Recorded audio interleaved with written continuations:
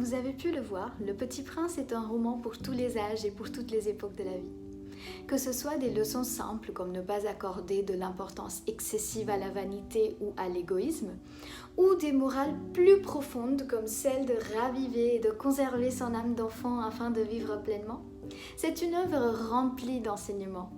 On ne lit jamais deux fois Le Petit Prince de la même façon, son sens évolue avec chaque lecture.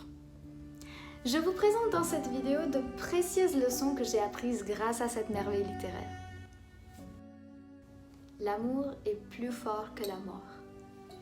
Ce qui m'émeut si fort de ce petit prince endormi, c'est sa fidélité pour une fleur.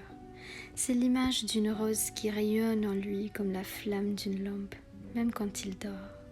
Si c'est vrai que l'amour demeure indubitablement une des meilleures expériences dans notre vie, c'est aussi vrai que celui qui aime ou se laisse aimer s'expose au chagrin d'amour.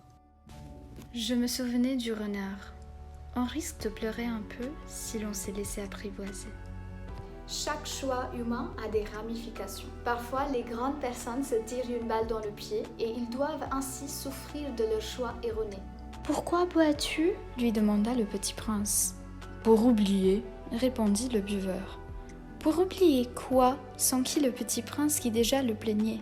« Pour oublier que j'ai honte » avoua le buveur en baissant la tête.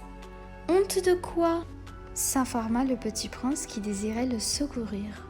« Honte de boire » acheva le buveur qui s'enferma définitivement dans le silence. C'est probablement une de mes préférées.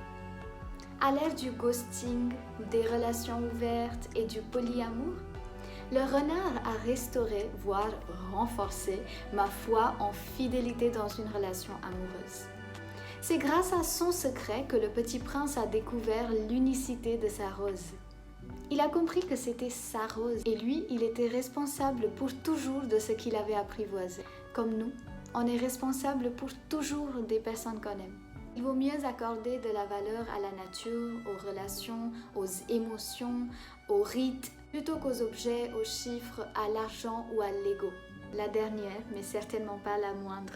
La quête d'eau dans l'immensité du désert m'a appris que, dans le désert de la vie, bien qu'il y ait de la soif, de la chaleur, des épreuves, de la fatigue, du désespoir ou même la sécheresse, ce qui fait sa beauté, c'est qu'il se cache quelque part un puits, le bonheur absolu. Je suis bien triste de voir terminer ce beau projet, mais je sais aussi qu'on vous prépare de jolies petites surprises pour les semaines à venir. Merci beaucoup de nous avoir accompagnés dans cette périple et on vous dit à la prochaine.